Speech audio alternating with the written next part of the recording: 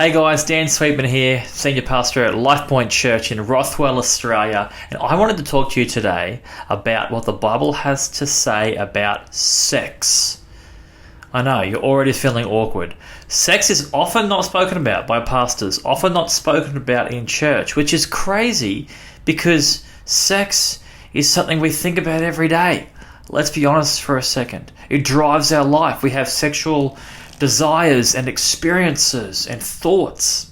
It's such a huge part of our life. And it's sometimes a bit of a taboo topic.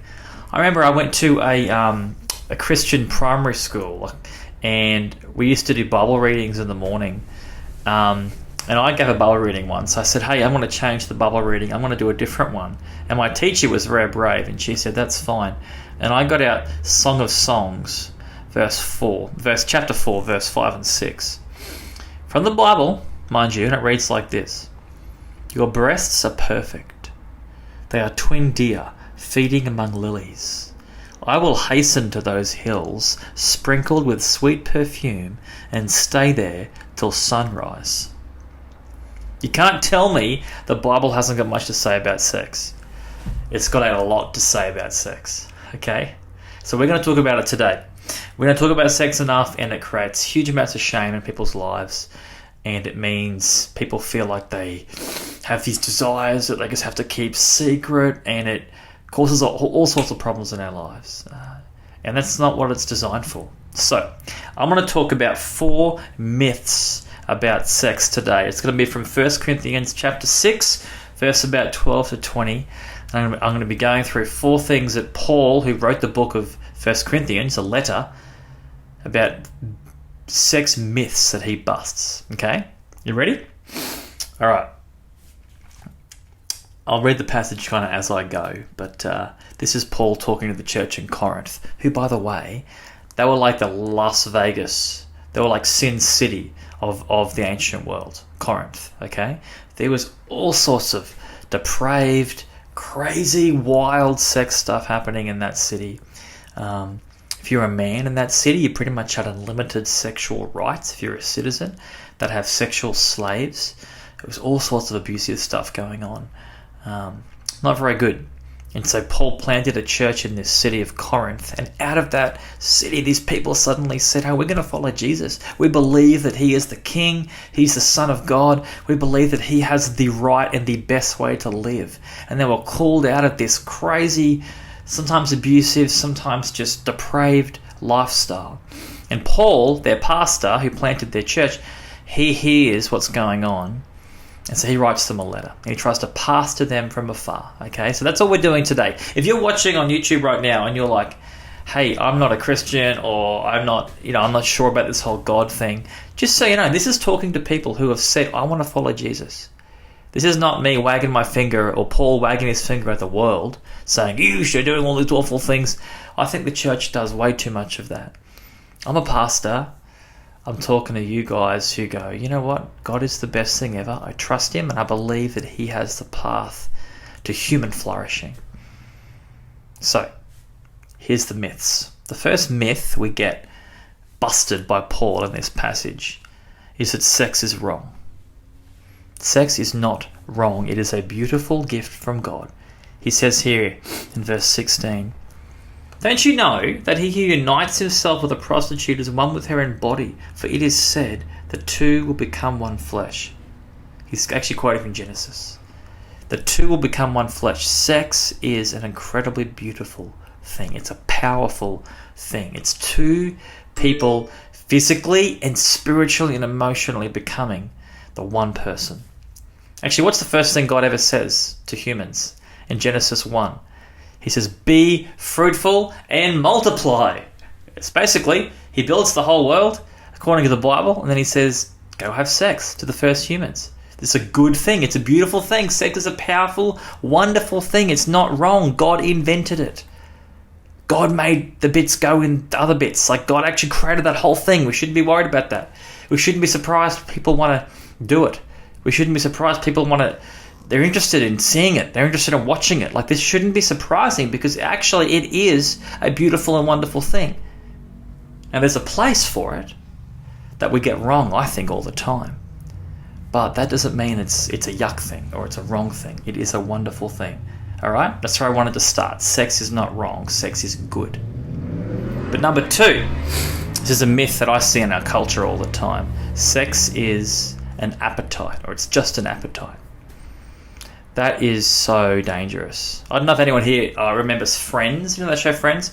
This one episode in Friends where Ross, one of the characters, he hasn't had sex, has been laid in, like, I forget what it was, months. And they're all paying him out. Oh, I can't believe Ross hasn't been laid in months. Poor Ross. And Ross is like, I can't even think properly. And he's struggling. And the episode is him going through all these women, trying to find one that's going to have sex with him. Because he's got an appetite. He's so hungry.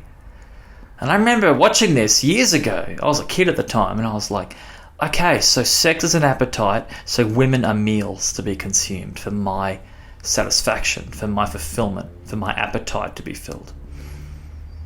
And that is what's unconsciously communicated all the time, that sex is an appetite. Paul actually says, he's talking to the Corinthians, he says, well, you guys, I know what you guys are saying.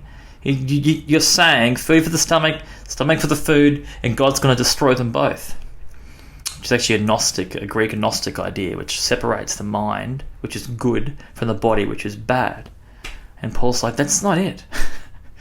That is not the truth about sex.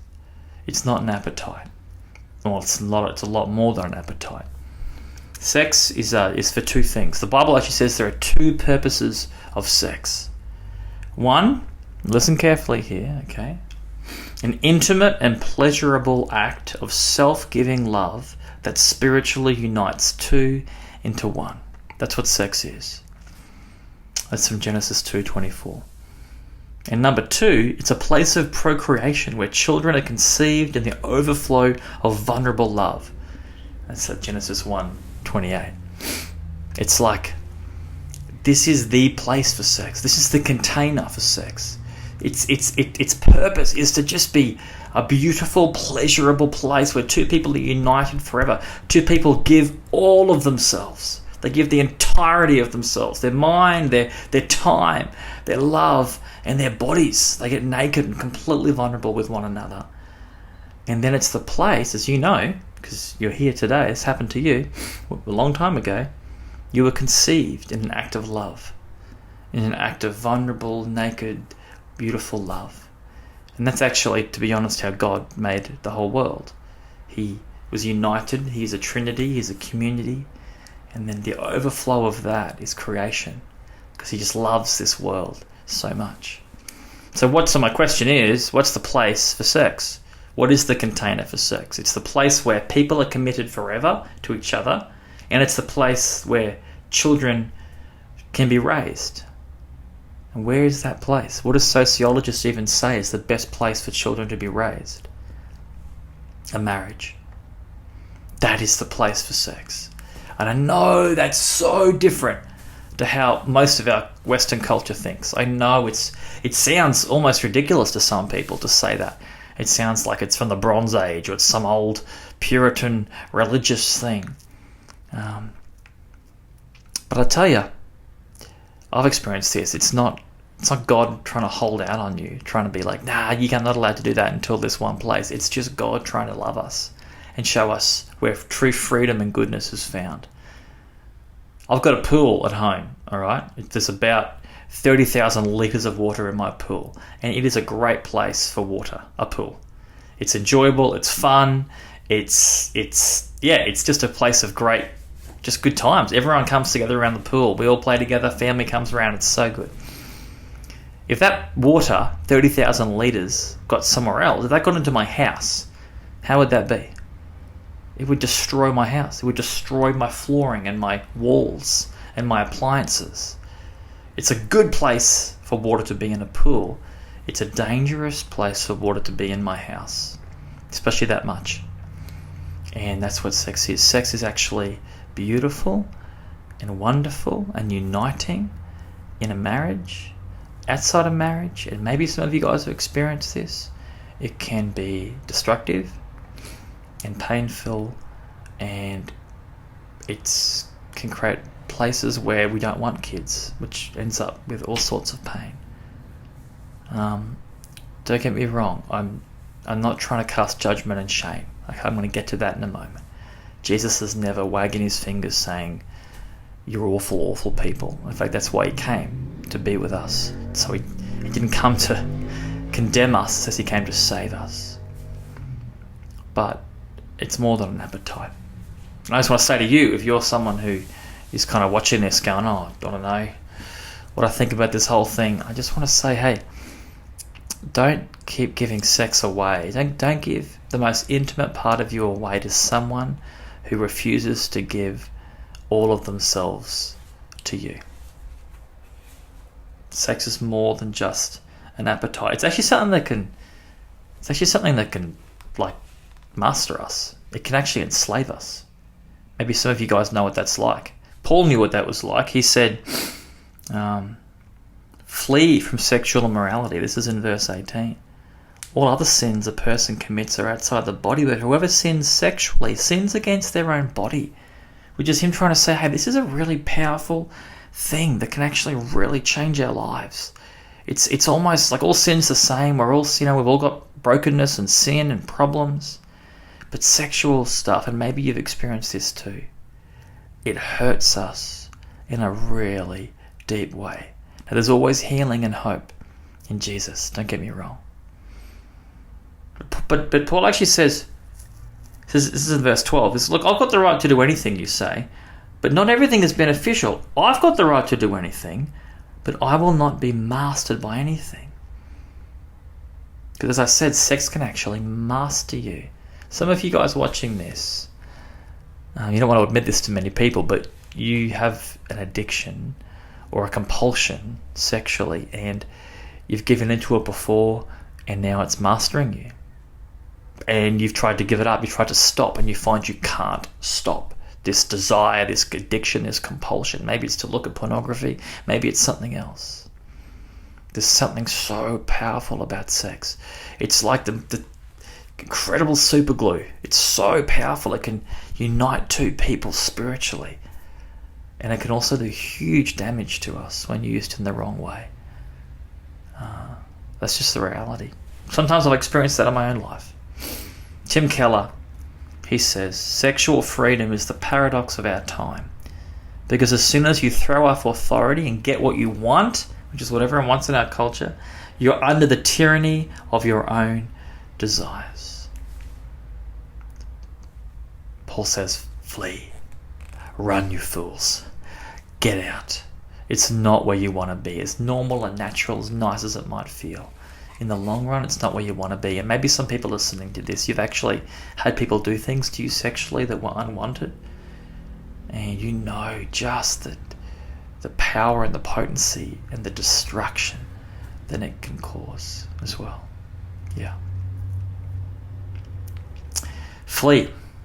But what if you're married? What if you've got a container? If you're a married person listening to this, Paul actually says something to you. He says, get in the pool. Get in the flippin' pool. Get in the container. This is for you. He says this. The husband should fulfill his marital duty to his wife, and likewise the wife to her husband.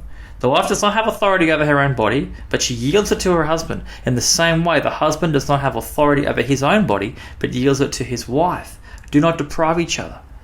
He's like, go and have sex. Make it happen. Now, remember that verse is not saying, like, take it, like a man somehow has power over his woman to take it. No, it's a voluntary thing. It's saying, hey, give over yourself to your spouse. And that is a beautiful thing. And make space and make time and just do it. Can I say that? Just do it. All right. Number 3. The third myth that needs to be busted is that sex is ultimate. Sex actually is not ultimate. As wonderful as it is, as important as it is, Paul actually makes the claim that it's not an ultimate thing. Did you know that Paul was a single guy? So he's like, hey, sex is really important, just so you know, but like, he wasn't having sex and he was fine. He had a great, wonderful life with lots of intimate friendships and lots of adventure. He didn't see sex as something that was ultimate. In fact, in verse 17, he actually says, It's in chapter 6. But whoever is united with the Lord is one with him in spirit. Our society says, and maybe you've picked this up, if you're not having sex, you've got a crap life. They pay out virgins. Oh, dude, what an awful life. And Paul's like, man, there's something way better than sex. And that is our relationship with Jesus. Yeah, I know that sounds kind of crazy. If you're not a follower of Jesus, you don't know what that's like. It sounds weird. But it's the truth. Jesus was the fullest human ever. He had the richest human life to ever be lived. And he never had sex. So sex is not an ultimate thing. And when we make a good thing an ultimate thing, you end up with a broken everything. You think you just need sexual satisfaction? You need the thing that sex is pointing to. The ultimate marriage between God and his church, between Jesus and his bride. You need a relationship with Jesus. And lastly, and I think most importantly, to be honest, the myth is that you should be ashamed about sex. And you shouldn't. This is so important, especially in kind of when we talk about the Bible and we talk about sex. It's just like, what's the church known for when it comes to sex? You're dirty, you're wrong, you're awful. Stop it. And that's really sad, because that's actually not the message that Jesus came to bring. Someone was once caught in sexual sin in Jesus' time. They were caught in adultery. This is in John 8. And they somehow caught her in the act. Like, imagine the hideous nakedness and weirdness of that. They caught her in the act. They must have known it was going on, these religious teachers. And it's like, they grab her, rip her out of this adultery. I don't know what they did with the male. I don't know why he get off scot-free. But they bring this poor woman in front of Jesus. And they're like, we're going to get him here. Because the law says, back then, pretty crazy, the law said you got to be killed if you commit adultery. We can't have that kind of stuff, in our culture. And Jesus says, okay, you got to stone her. Well, how about this? How about the person who is without sin can cast the first stone? And she's there, and she's just so embarrassed, so humiliated, ready for her condemnation at the feet of Jesus. And one by one, every single rock gets dropped. And he says to her, have a look around. There's no one left to condemn you? And she's like, no. But she's like, but you're here. And he says, well, neither do I condemn you. Go now and sin no more. Jesus came to pay the price, to wash you clean. Jesus did not come to condemn you, but to rescue you. You do not have to be ashamed about your sin. You might need to be, about sex, you might need to be convicted, or you might need to be healed or something, but you don't have to be ashamed of your past, of your attractions, your desires you find yourself with, of what someone did to you, of your thought life, of your addictions. You don't actually have to be ashamed about it, and don't let anyone tell you otherwise. Because God doesn't take double payment for anything. That's been washed away if you are in Christ. There's nothing quite like sex to cause shame in people's lives. And I've experienced that too, don't worry. So my prayer for you today is that you don't listen to all this truth about where sex should be and feel completely ashamed and lost and turn away from God. My prayer in my heart is that you might turn towards God today and confess freely and just receive his forgiveness, grace and love, and go forward and sin no more and flourish in a life of freedom and joy. That's my prayer for you. Guys, thanks so much for listening. We're at a church that meets in Rothwell on Sundays. If you ever want to rock up, we would love to see you if you live around this area. Connect with us on social media, on our website, and God bless you. Have a great week.